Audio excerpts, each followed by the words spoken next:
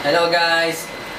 Poltan here at ngayon ay hindi tayo mag-unbox kundi tuturuan ko kayo ng quick tips lang tsaka simpleng mga tutorial lang kung paano ba pwedeng kumuha o ma-improve natin ang pagkuha natin ng mga rigs natin. So, tara, tingnan natin.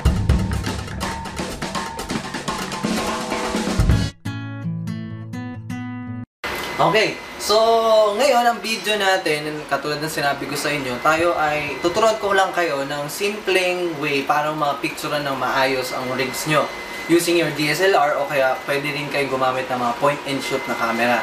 Ngayon, bago tayo pumunta dun sa tutorial o quick tips, meron lang akong gusto paalala.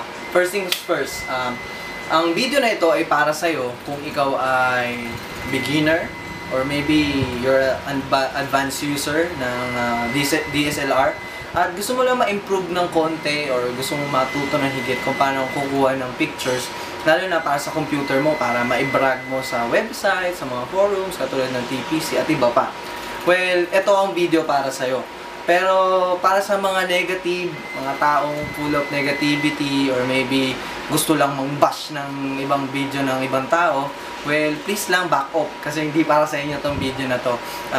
Dinesign ko to o ginawa ko tong video na to para mag-inspire sa ibang tao tsaka syempre para makatulong din sa mga gusto matuto ng higit sa photography. So, yun lang. So, tingnan natin ngayon kung ano yung mga gamit na kailangan natin. Unang-una, syempre, kailangan mo may camera ka. At ngayon ay meron ang ginagamit ko para din sa kaalaman ninyo ay yung aking lumang-luma at matandang-matanda na. Iso-zoom in mo to, no? Cameraman yan. Bago yung cameraman natin si Ruiz. Yan. Canon na 400D. Kita mo naman, no? Fade off na lahat ng ano. Tapos the leather is really messed up. Tignan mo naman. So matanda na talaga to. Kasi ito yung first ko na DSLR at hanggang ngayon hindi ako nag-upgrade. Bakit? Kasi working fine naman siya eh. Tapos nagagawa niya yung mga trabaho na gusto ko. Yung mga pictures na kukuhanan ko pa rin naman. Katas ang lens na gamit natin is 50mm na 1.8 ang opening. So kung meron kayong lens na malaki yung aperture, katulad nito 1.8, mas maganda. Pero kung kit lens ang gamit nyo, katulad yung gamit natin ngayon dyan sa recorder ng camera natin, pwede rin naman. May tuturo din ako sa inyo way paano gagamitin yung lens na yan sa tamang paraan. Katapos, siyempre, kailangan nyo din ng tripod. Kailangan nyo ng set. Ito yung set natin. So, kailangan nyo lang naman ng mapapatungan nung ipipicturean nyo. So, katulad dito, may table lang ako dyan na simple para mapatungan. Tapos, siyempre, kailangan nyo din ng magandang surface para paglapagan nung pipicturean nyo. Katulad nito, sticker lang to na may Sintra board. So, para medyo rigid siya. Tapos dito sa background natin, itong nakita ko lang dyan sa garahe namin na polycarbonate ba ang tawag dito? No, tama, polycarbonate, no? Ang tawag dito, ginagamit to sa bubong. So, any naman na surface ang gusto nyong gamitin na background, pwede naman. Pwedeng tela, pwedeng ano, as long as pasok sa team nyo.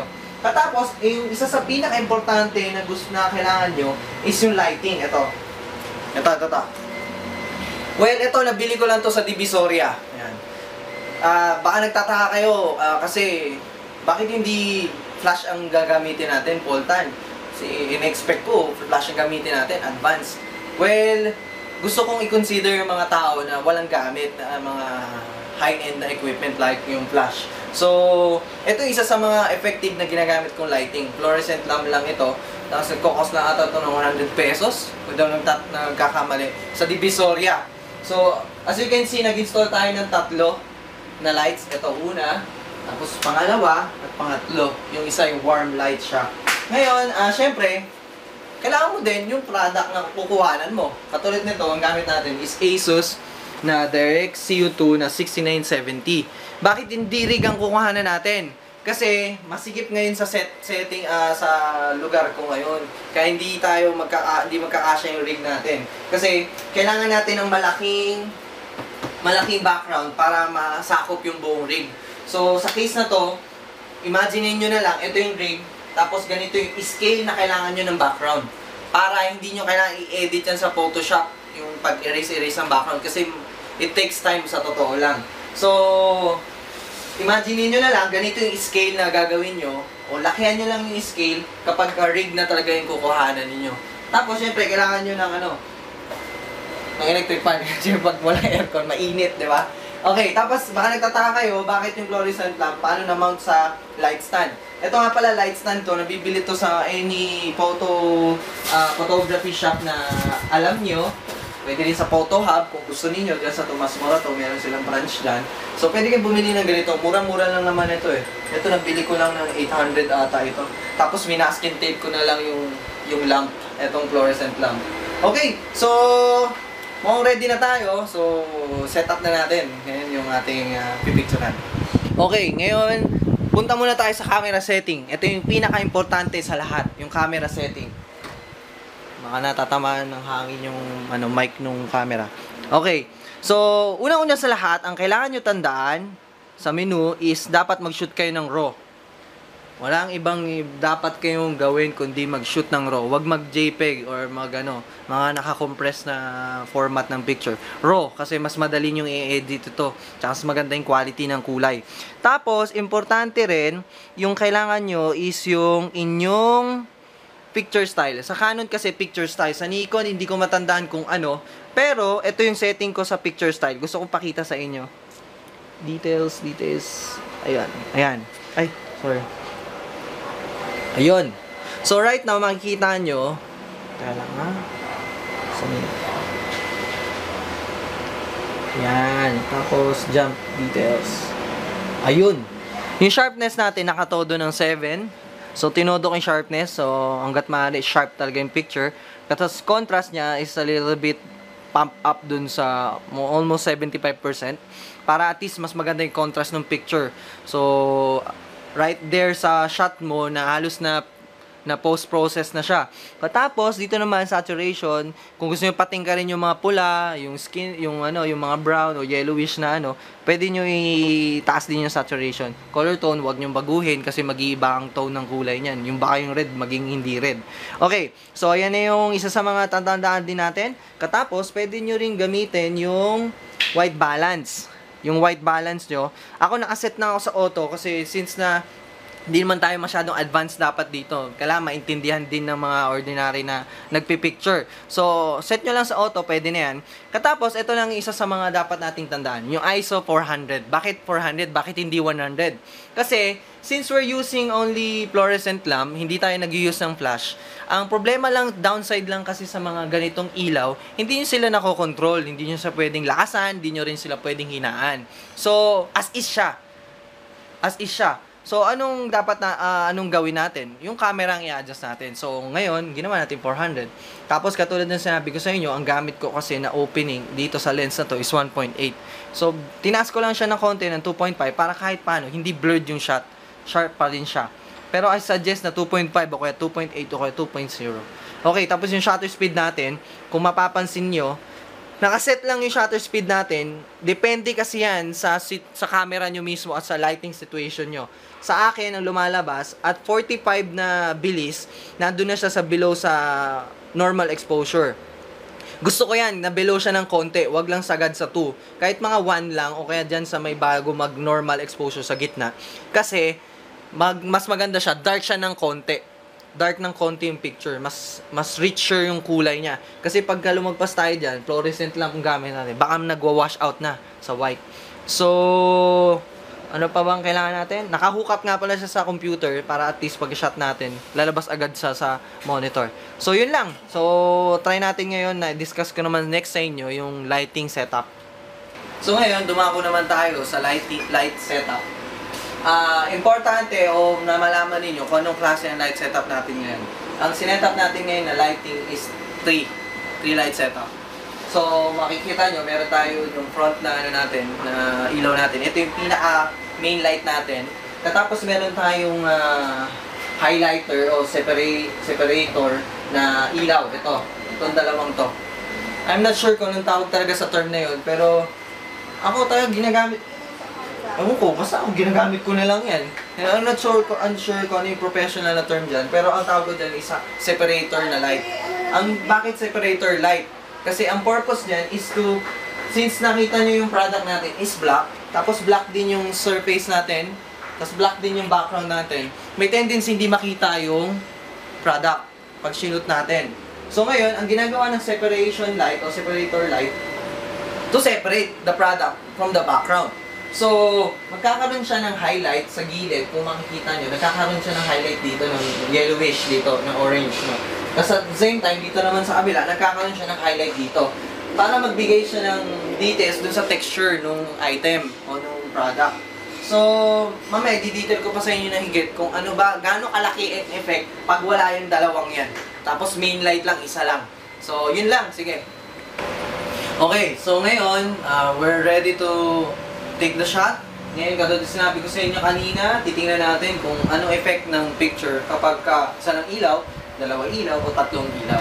So ngayon, ang ginawa natin is isa muna ang ilaw. Ito yung main light natin. Ngayon, isa nga pa lang din advice o quick tips lang din sa picture is, pagkuha ng picture is, huwag kayong mag-settle dun sa normal eye angle na ginagawa nyo. Halimbawa, ito yung normal na eye level na kung paano nyo nakikita yung isang bagay. So, para makakuha kayo ng isang magandang picture, kailangan hindi eye level lagi. Kailangan ibahin nyo naman yung angulo nyo. Yung angulo na hindi nakikita ng normal na mata. Para maintindihan nyo, example lang. Ang tao kapag kausap mo, normal eye level mo is ka-level mo siya. Diba? So, pag kukuha ng picture ng ganun na eye level, yung normal na eye level, hindi magiging standout yung picture mo. Kaya isang bagay na magandang gawin mo is ibahin mo yung angulo mo. Diba? Pwede kang yumuko ng konti para medyo iba naman yung angulo. O kaya katulad ng mga bata, para mo sila kukuhanan, medyo baba ka kasi normal eye level natin sa mga bata, isa kataas tayo sa kanila. So, isang example lang yun. At ngayon, ganun din ang gagawin natin dito.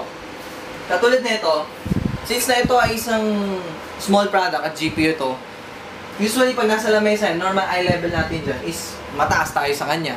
So, kung nakikita ninyo, itong camera ko ngayon, hindi siya naka-level ng mataas ng ng kasing taas ko, kundi nakababa siya. So, ano effect niyan? So, take tayo ngayon ng shot.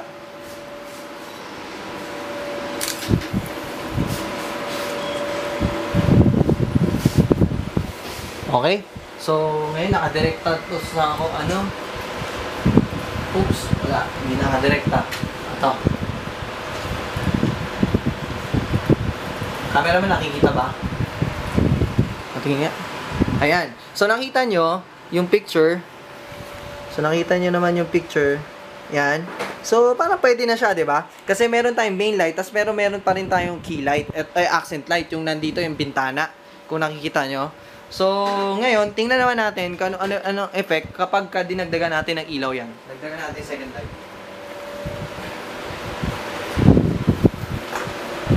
Okay. Yan. Pairam ng camera. Yan.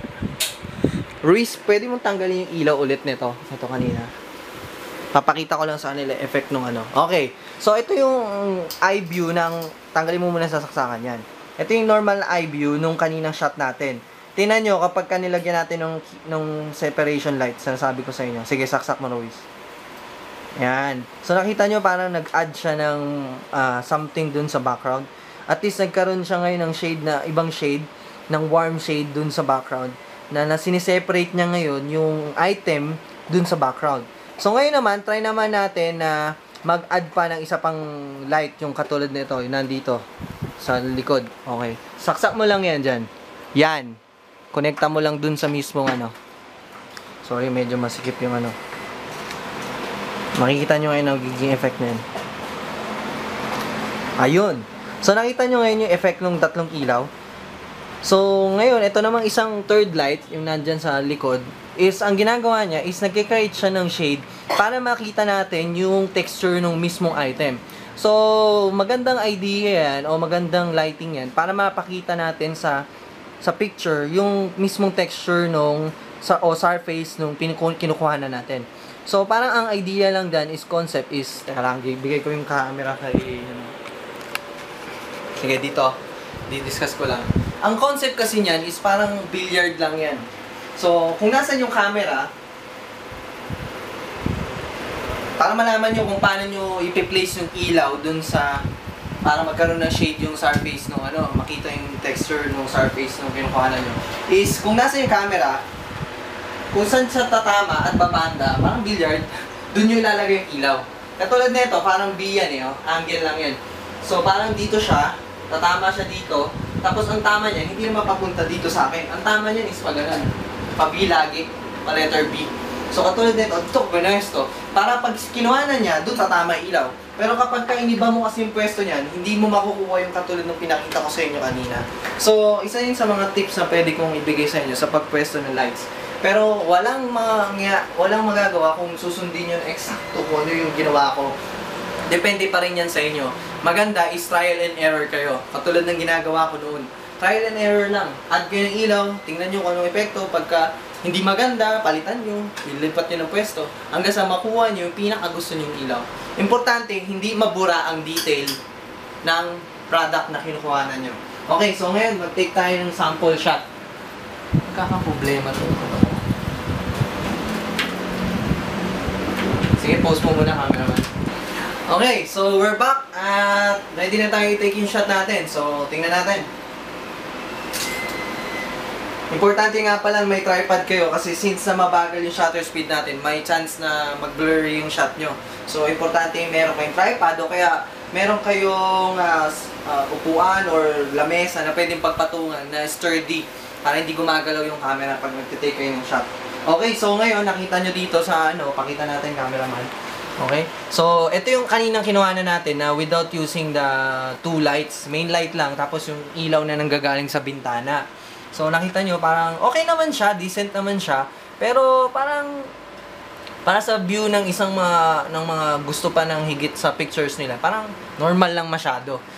So, ngayon, ito naman yung shot natin using yung tatlong lights. Well, actually, 4 kasi kasama yung sa bintana dyan eh.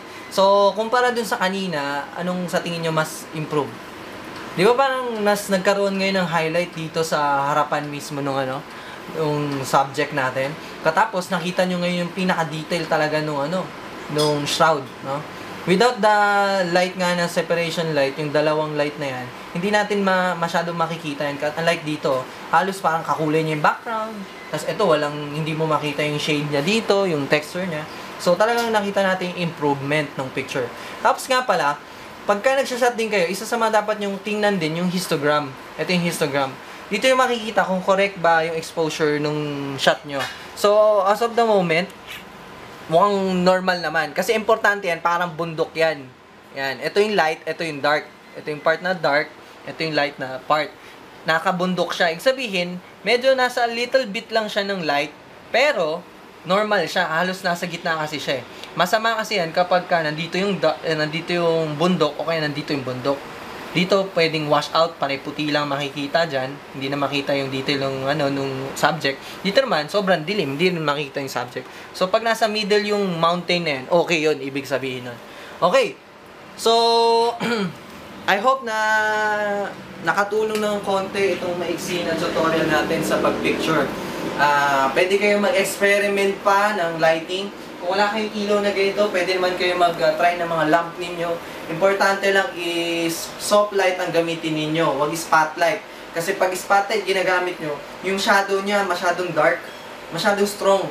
Maganda, importante, yung shadow niya, kung makapansin nyo, mga students, is soft lang yung shadow. Kasi pagka dark, masyadong harsh yung shadow, hindi magkakaroon ng magandang effect yun sa picture, lalo na sa computer.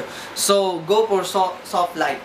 Pwede nyo gawin yung soft light kung halimbawa may spotlight kayo, i-bounce nyo sa bond paper o sa illustration board. Tapos, yun yung gagamitin ilaw nung rig nyo.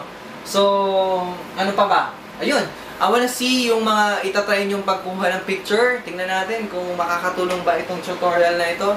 Submit nyo sa akin yung picture, pwede nyo itag sa Facebook ko. Tapos, pwede nyo rin kayo magtanong pa. Mag-send lang kayo ng PM sa akin, private message, kung ano ba yung kailangan nyo pa para ma-improve yung pag-shot nyo. Excited daw makita yung mga experiment nyo na shot. Katapos, sa susunod video, tuturuan ko naman kayo kung paano natin i-improve pa itong picture na to by doing or using Photoshop. So, abangan nyo yung video. Thank you. Hello! Nagustuhan nyo ba yung jacket ko? Well, you can order this sa Show My Shirt page namin sa Facebook. Just hit like at pwede kayo mo-order doon. Mag-PM kayo kung ano yung mga order nyo. Customize nga pala to. So, any print na gusto nyo, any kulay na gusto nyo, as long as meron kami. Anyway, sana maka-order kayo ng mga customized, lalo na itong customized hoodie. Katapos, siyempre nga pala, please follow me on Twitter, Poltan15, Instagram, Poltan15, tapos website na pala namin, bagong release, poltandesigns.com. So, sana makapunta kayo, mabisit nyo yung aking simpleng website. Thank you.